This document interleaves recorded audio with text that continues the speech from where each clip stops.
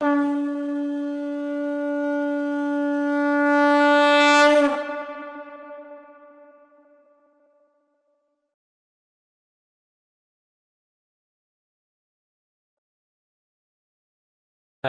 च सर्वर्षु यथाभागमवस्थिताः भीष्ममेवाभिरक्षतु भवतः सर्व एव हि।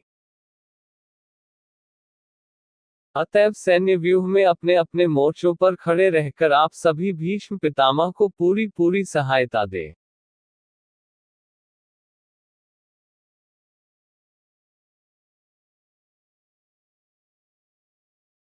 जय श्री कृष्ण। भीष्म पितामह की शौर्य की प्रशंसा करने के बाद दुर्योधन ने सोचा कि कहीं अन्य योद्धा यह न समझ ले कि उन्हें कम महत्व दिया जा रहा है। अतः दुर्योधन ने अपने सहज कूटनीतिक ढंग से स्थिति संभालने के उद्देश्य से उपकृत शब्द कहे। उसने बलपूर्वक कहा कि भीष्मदेव निसंदेह महानतम योद्धा है, किंतु अब वृद्ध हो चुके हैं। अतः प्रत्येक सैनिक को चाहिए कि चारों ओर से उनकी सुरक्षा का विशेष ध्यान रखें। हो सकता है कि वे किसी एक दिशा में युद्ध करने में लग जाएं और शत्रु इस व्यस्तता का लाभ उठा ले। अतः यह आवश्यक है कि अन्य योद्धा मोर्चों पर अपनी अपनी स्थिति पर अडिग रहें और शत्रु को व्यूह न तोड़ने दे। दुर्योधन को पूर्ण विश्वास था कि कौरवों की विजय भीष्मदेव की उपस्थिति पर निर्भर है। उसे युद्ध में भीष्मदेव तथा द्रोणाचार्य के पूर्ण सहयोग की आशा थी, क्योंकि वह अच्छी तरह से जानता था कि इन दोनों ने उस समय एक शब्द भी नहीं कहा था जब अर्जुन की पत्नी द्रौपदी को असहायावस्था में भरी सभा में नग्न किया जा रहा था और जब उसने उनसे न्याय की भीख मांगी थी। वह जानते हुए भी इन दोनों सेनापतियों के मन में पांडवों के लिए स्नेह था। दुर्योधन को आशा थी कि इस स्नेह को उसी तरह त्याग देंगे जिस तरह उन्होंने धूर्त क्रीड़ा के अवसर पर किया था। और इसी के साथ आज हमने पहले अध्याय का 11वें श्लोक का तात्पर्य देखा। अब हम कल 12वें श्लोक का तात्पर्य देखेंगे।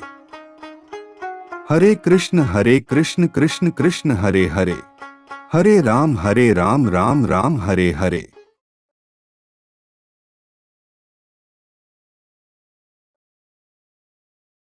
तस्य संजनयनहर्ष कुरुवृह पितामहः सिंहनादम विंध्योचे शंख दध्मौ प्रतापवान। तब कौरव वंश के वयोवृद्ध परम प्रतापी एवं वृद्ध पितामह ने सिंह गर्जना की सी ध्वनि करने वाले अपने शंख को उच्च स्वर से बजाया, जिससे दुर्योधन को हर्ष हुआ।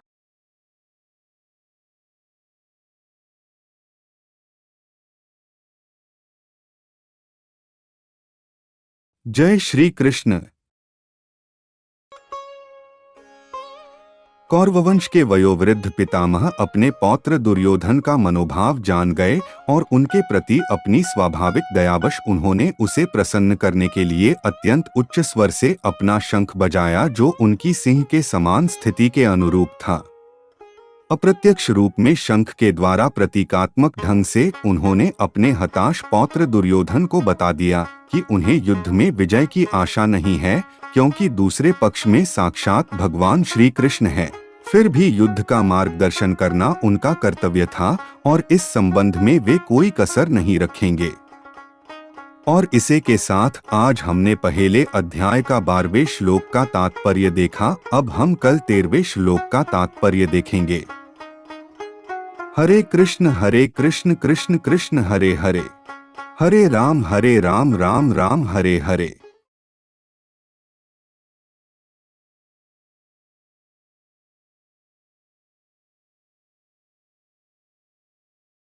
ततः शद्घाश्च भैर्यश्च पणवानक गोमुखा है सहसैवाभ्यहन्यंत स शब्दस्तु मूलोभवत।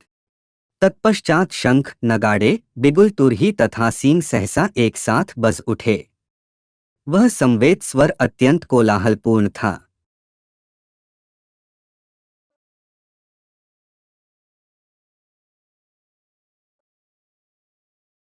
ततः श्वैरैर्युक्ते महति स्यन्दने स्थितः माधवः बान्धवश्च चैव दिव्यो शंखौ प्रदधमतो।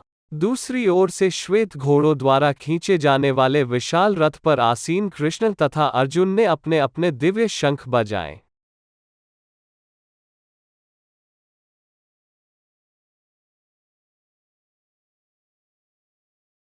जय श्री कृष्ण।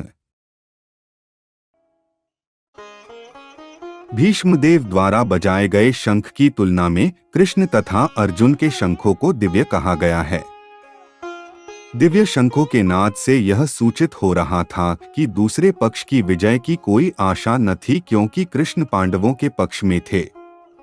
जयस्तु पांडुपुत्राणा येषां पक्षे जनार्दनः। जय सदा पांडु के पुत्र जैसों की होती है, क्योंकि भगवान कृष्ण उनके साथ है। और जहाँ जहाँ भगवान विद्यमान है वही वही लक्ष्मी भी रहती है, क्योंकि वे अपने पति के बिना नहीं रह सकती। अंतः जैसा कि विष्णु या भगवान कृष्णा के शंख द्वारा उत्पन्न दिव्य ध्वनि से सूचित हो रहा था, विजय तथा श्री दोनों ही अर्जुन की प्रतीक्षा कर रही थी।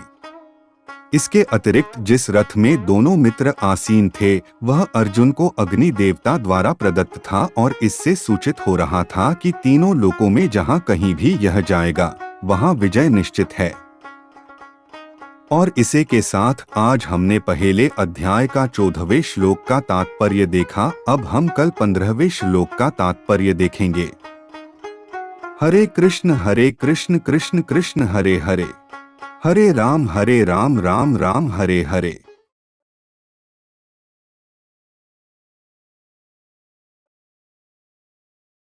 पार्चनम हृषिकेशो देवदत्त धनंजय पौंड्रम दधमो महाशंखः भीमकर्मा वृकोद्र। भगवान कृष्णा ने अपना पांचजन्य शंख बजाया, अर्जुन ने देवदत्त शंख तथा अतिभोजी एवं अतिमानवीय कार्य करने वाले भीम ने पौंड्र नामक शंख बजाया।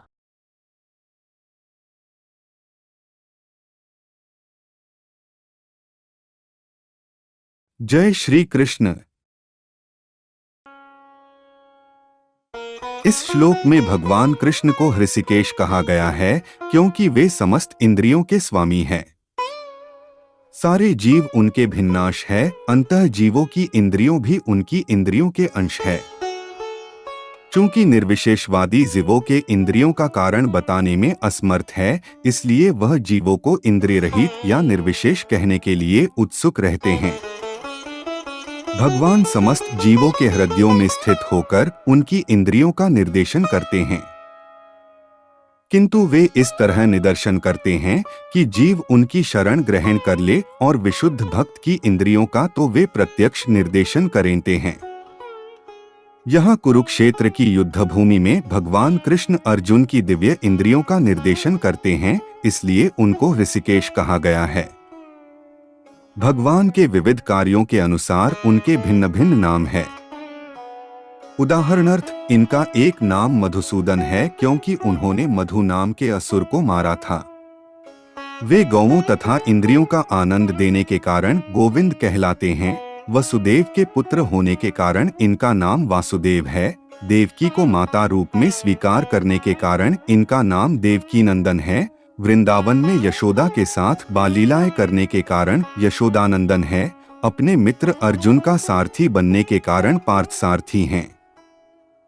इसी प्रकार उनका नाम ऋषिकेश है, क्योंकि उन्होंने कुरुक्षेत्र के युद्धस्थल में अर्जुन का निर्देशन किया। इस श्लोक में अर्जुन को धनंजय कहा गया है, क्योंकि जब इनके बड़े भाई को विभिन्न यज्ञ संपन्न करने के लिए धन की आवश्यकता हुई थी तो उसे प्राप्त करने में इन्होंने सहायता की थी। इसी प्रकार भीम वृकोदर कहलाते हैं, क्योंकि जैसे वे अधिक खाते हैं उसी प्रकार वे अतिमानवीय कार्य करने वाले हैं। जैसे हिडिंबासुर का वध। अथ पांडवों के पक्ष में श्री कृष्ण इत्यादि विभिन्न व्यक्तियों द्वारा विशेष प्रकार के शंखों का बजाया जाना युद्ध करने वाले सैनिकों के लिए अत्यंत प्रेरणाप्रद था। विपक्ष में ऐसा कुछ न था, न तो परम निर्देशक भगवान कृष्णा थे, न ही भाग्य की देवी श्री थी। अंतः युद्ध में उनकी पराजय पूर्वनिश्चित थी। शंखों की ध्वनि मानो यही संदेश दे रही थी। और इसी के साथ आज हमने पहले अध्याय का 15वें श्लोक का तात्पर्य देखा। अब हम कल 16वें श्लोक का तात्पर्य देखेंगे। हरे कृष्ण कृष्ण कृष्ण हरे हरे, हरे राम राम राम हरे हरे।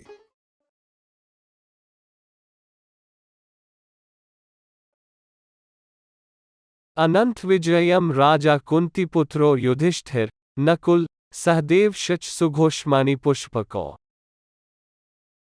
काश्य शच परमेश्वासः शिखंडी च महार्थः धृष्टद्युम्नो विराट शच सात्यकिश्चापराजितः द्रुपदो द्रौपदेयाशच सर्वशः पृथिवीपते सौभद्रशच महाबाहुः शंखान दध्मुः पृथक पृथक।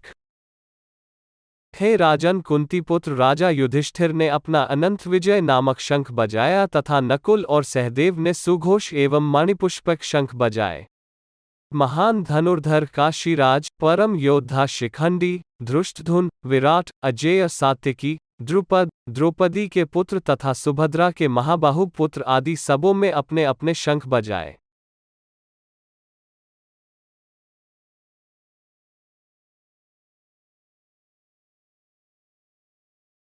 जय श्री कृष्ण। संजय ने राजा धृतराष्ट्र को अत्यंत चतुराई से यह बताया कि पांडु के पुत्रों को धोखा देने तथा राज्य सिंहासन पर अपने पुत्रों को आसीन कराने का अविवेकपूर्ण नीति श्लाघनीय नहीं थी। लक्षणों से पहले से ही यह सूचित हो रहा था कि इस महायुद्ध में सारा कौरववंश मारा जाएगा। भीष्म पितामह से लेकर अभिमन्यु तथा अन्य पौत्रों तक विश्व के अनेक देशों के राजाओं समेत उपस्थित सारे के सारे लोगों का विनाश निश्चित था। यह सारी दुर्घटना राजा धृतराष्ट्र के कारण होने जा रही थी क्योंकि उसने अपने पुत्रों की कुनीति को प्रोत्साहन दिया था। और इसी के साथ आज हमने पहले अध्याय का 16वें, 17वें और 18वें श्लोक का तात्पर्य देखा। अब हम कल 19वें श्लोक का तात्पर्य देखेंगे। हरे कृष्ण कृष्ण कृष्ण हरे हरे, हरे राम राम राम हरे हरे।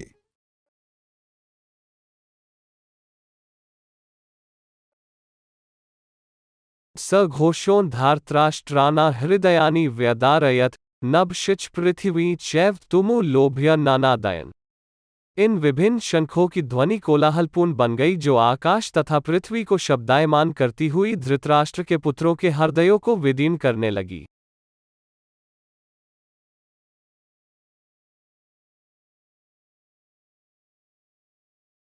जय श्री कृष्ण। जब भीष्म तथा दुर्योधन के पक्ष के अन्य वीरों ने अपने अपने शंख बजाए तो पांडवों के हृदय विदीर्ण नहीं हुए। ऐसी घटनाओं का वर्णन नहीं मिलता, किंतु इस विशिष्ट श्लोक में कहा गया है कि पांडव पक्ष में शंखनाद से धृतराष्ट्र के पुत्रों के हृदय विदीर्ण हो गए। इसका कारण स्वयं पांडव और भगवान कृष्ण में उनका विश्वास है। परमेश्वर की शरण ग्रहण करने वाले को किसी प्रकार का भय नहीं रह जाता, चाहे वह कितनी ही विपत्ति में क्यों ना हो। और इसी के साथ आज हमने पहले अध्याय का 19वें श्लोक का तात्पर्य देखा। अब हम कल 20वें श्लोक का तात्पर्य देखेंगे। हरे कृष्ण कृष्ण कृष्ण हरे हरे, हरे राम राम राम हरे हरे।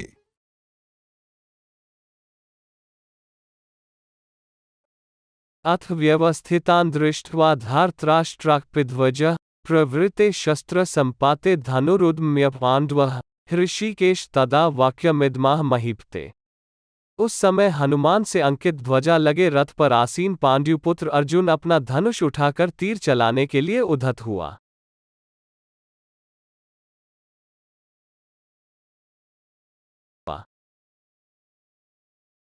जय श्री कृष्ण।